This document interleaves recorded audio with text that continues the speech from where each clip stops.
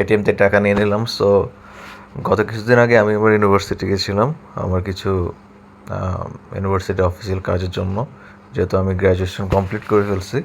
So আমার professional certificate বা আদার staff কিছু কাজের জন্য আমি ইউনিভার্সিটি যাচ্ছিলাম।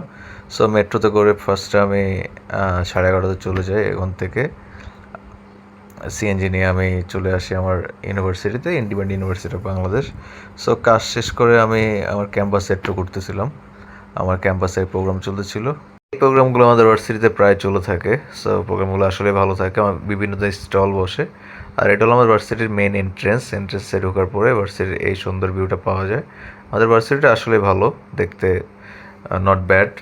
সো এরপর আমি চলে যাই খাওয়া দাওয়া করার জন্য পাশেই, আপনার বসুন্ধরা রোডেই, যমুনার পাশে। সো লাঞ্চটা করার জন্য আমরা আরবান ভয়েডে চলে যাই। এখানে আসলে ফুড কোর্টের মতো, বাট নট ব্যাড, খাবার দাবার ভালো ছিল। সো কিছু আমি রাইস বল অর্ডার করি, যেটা আসলে ভালো ছিল। That's it.